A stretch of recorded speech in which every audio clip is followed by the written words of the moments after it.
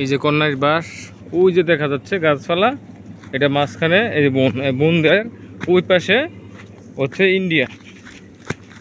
আমরা এখন এই গুনার বেড়া আছে, তার আছে, ওই যে দেখা যাচ্ছে তার বড় বড় ওই যে ফিলার এগুলাই। তো আমরা যে সময় ছোটো ছিলাম ওই সময়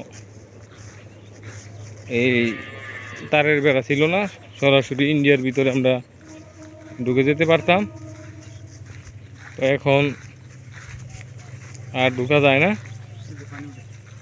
হ্যাঁ, এই যে অটোমেটিক কোনো কিছু লাগে না, ওই যে পানি উঠতেছে, তারা শুধু পাইপ দিয়ে থুয়ে দেয়। এখানে ফিলার কই আছে, ইন্ডিয়ার ফিলার। আচ্ছা, যাই হোক,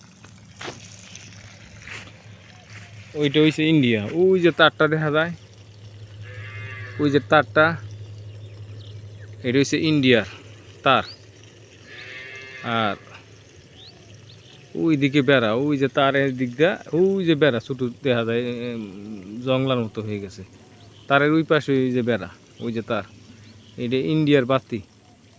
ওই যে রয়েছে ইন্ডিয়ার বাতি। হ্যাঁ ধরো,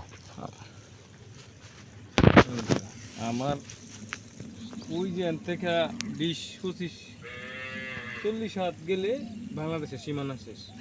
আর ওই যে গাছপালাগুলো দেখা যাচ্ছে, এইগুলো হচ্ছে ইন্ডিয়ার আর এইগুলো হচ্ছে বাংলাদেশের।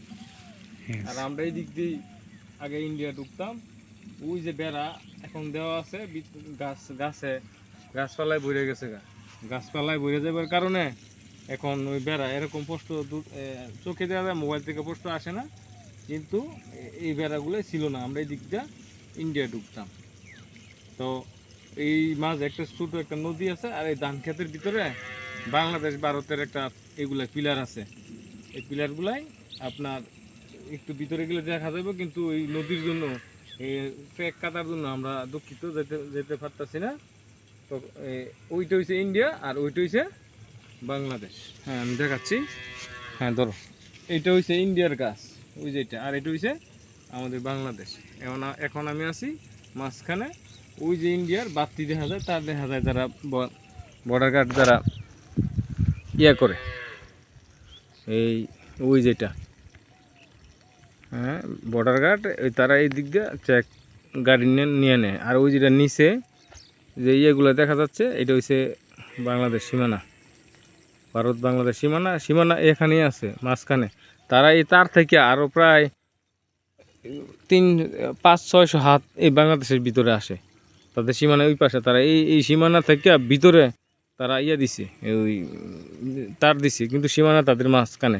ওই জমিগুলাই অর্ধেকগুলাই বাংলাদেশের আর অর্ধেকগুলাই এই ইন্ডিয়া।